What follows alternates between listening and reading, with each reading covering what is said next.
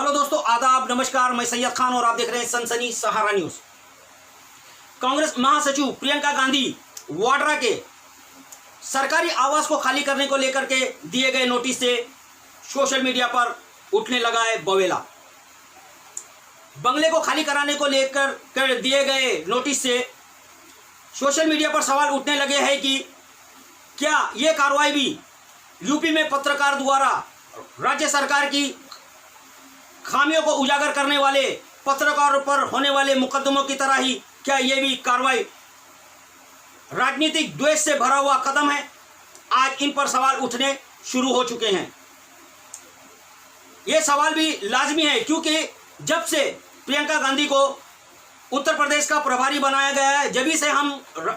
उनके साथ में होते दोगलेपन को देख रहे हैं सत्ता द्वारा। पूर्व आईएएस अधिकारी दारापुरी साहब, जिन्होंने सीएए और एनआरसी का खुलकर विरोध प्रदर्शन किया था और उन पर जब मुकदमेबाजी की गई थी और उन्हें जेल भेजा गया था, जब उनकी बीमार पत्नी से मिलने की कोशिश कर रही थी प्रियंका गांधी, जब हमने देखा था किस तरह से उत्तर प्रदेश पुलिस उसमें रोड़े अटका रही थी और उन्हें मिलने से रोका जा रहा था। उन्होंने कुछ दूरी तो पैदल भी दूरी तय की थी और कुछ दूरी उन्होंने स्कूटर पर बैठकर की थी, जिस स्कूटर का बाद में उत्तर प्रदेश पुलिस ने 6,500 का, लगभग 6,500 का चालान काटा था। इसी तरह का मामला आपने देखा प्रवासी मजदूरों को होने वाली तकलीफों को नजरअंदाज करते हुए किस तरह से उत्तर प्रदेश पुलिस ने 1,000 बसों का प्रियंका गांधी द्वारा खड़ी की गई 1,000 बसों को किस तरह से नजरअंदाज किया और उसे सेवा में आने नहीं दिया। अभी आगरा में कोरोना से होने वाली मौतों पर आवाज उठाने पर आपने देखा किस तरह से आगरा डीएम उनको भेज देते हैं नोटिस, और कानपुर के मामले को भी उन्होंने आपने देखा था कि किस तरह से उन्होंने बखूबी बाकायदा बड़े जोर शोर से उठाया था और उसको सोशल मीडिया और मेन स्ट्रीम मीडिया ने भी काफी जगह दी थी।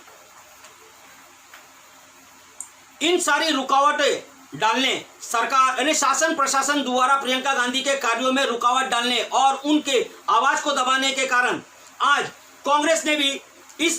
इन सारे मामलों को उठाते हुए कहा है कि मोदी सरकार और बीजेपी के कुछ बड़े नेताओं के दिलों में कांग्रेस नेतृत्व को लेकर किस तरह का जहर भरा पड़ा है, ये आज सारी जनता के सामने है। तो क्या आज सत्ता पक्ष यही चाहता है कि विपक्ष और पत्रकारों को दबा दिया जाए ताकि उनकी की हुई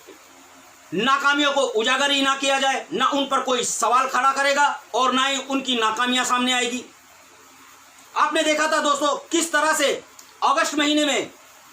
पवन जायसवाल नामक एक शख्स ने अपने पेपर में छापा था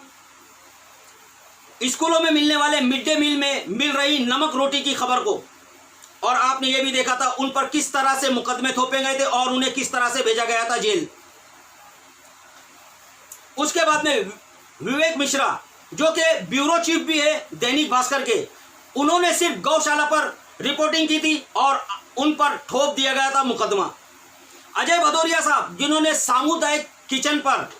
किचन में हो रही अनियमितताओं पर सिर्फ रिपोर्टिंग की थी और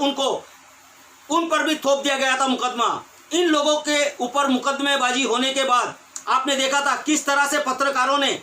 आप देखिए मेरी साइड स्क्रीन पर, किस तरह से पत्रकारों ने जल सत्याग्रह किया था गंगा में।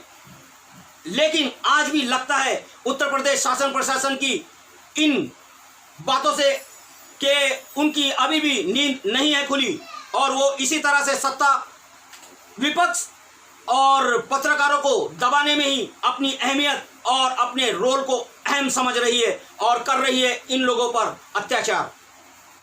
दोस्तों, इस खबर में बस इतना ही, और अगर आपको हमारे वीडियो पसंद आ रहे हैं तो आप इसे लाइक और शेयर जरूर करिए और प्लीज़ इसमें कमेंट जरूर करिए ताकि आपकी प्रतिक्रियाओं से हमारे हौसले रहें बुलंद। और हमारे चैनल को जिसने अब तक सब्सक्राइब नहीं किया है वो पहले सब्सक्राइब करें और बेल आइकन को दबाना ना भूले ताकि हमारी हर अपडेट आपको मिले सबसे पहले। अब मुझे दीजिए इजाज़त। जय हिंद, जय भारत।